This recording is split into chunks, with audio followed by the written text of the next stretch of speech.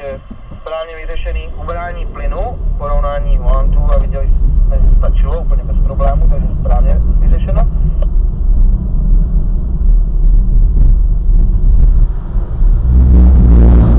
Kontra volantem, brzda.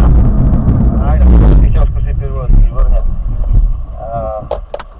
Jsme rádi za to, že to zkoušíte tady samozřejmě a ne někde i cuknout, abyste mohla pracovat pak na volantu. Zkuste odpovědět do vysílačky, jestli máte zájem. Ano, ráda vyzkouším. Tak už běží. Tak, teďka pojedete krásně, super chválím, rozpoznaný, bezpečný. Samozřejmě, a to tady tomu říká škola.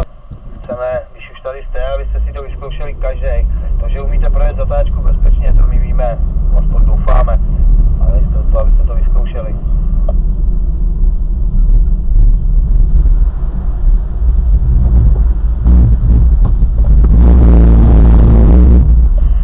To je ono, jaký super pochvala, pěkně provedený. To pojďte, ať jsme v půlce zhruba, může vyrážet další.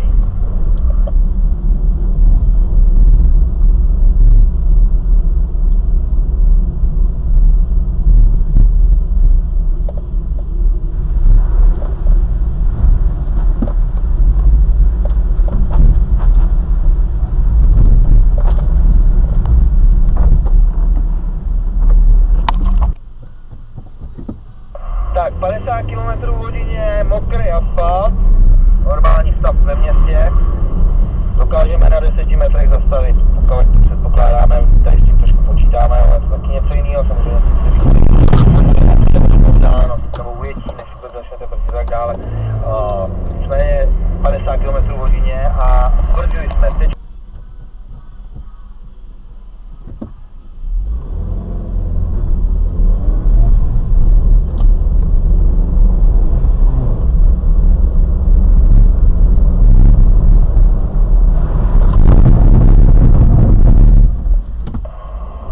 Takže jo, princip stejný, akorát, že náledí.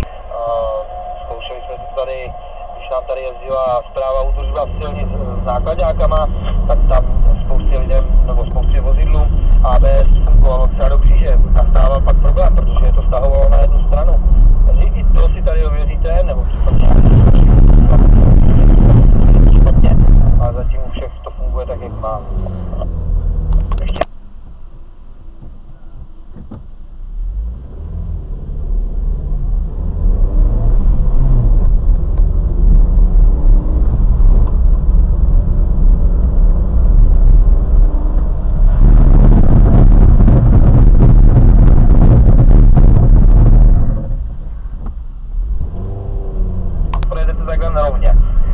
Nespěchejte, jeďte pomalej a dejte si záležet na tom naznačení. No, tady je vidět, že když se naznačí správně, tak se to auto má ze spodu, protože se přetočí. Ty vole.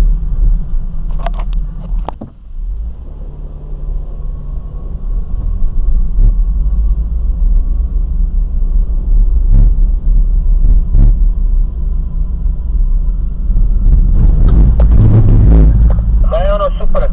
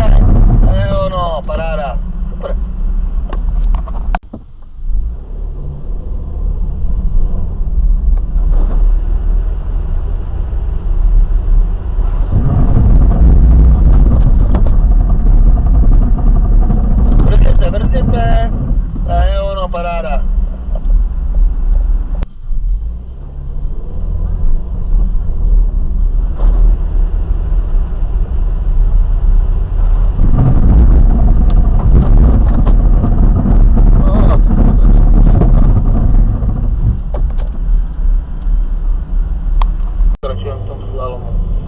Jenom po ty kuželky dokončíme ten slalom pěkně až úplně nahoru na hranu.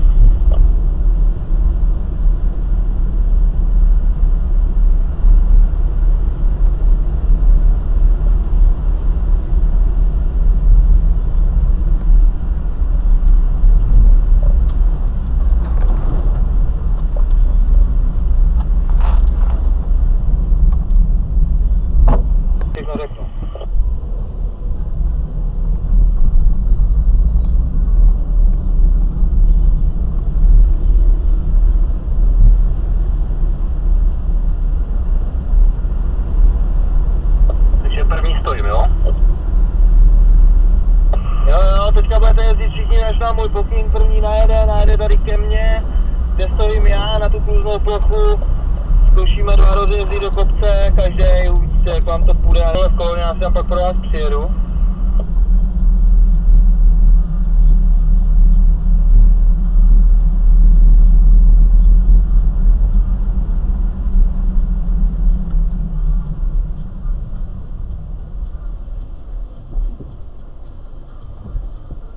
Tak 1, 2, 3 a jedem. Hej, citlivý rozjezd, tak paník, tak se švali, vidíte, jo, nech mi to hrabat, nehrabat, citlivě, tady to jsou závody v driftování.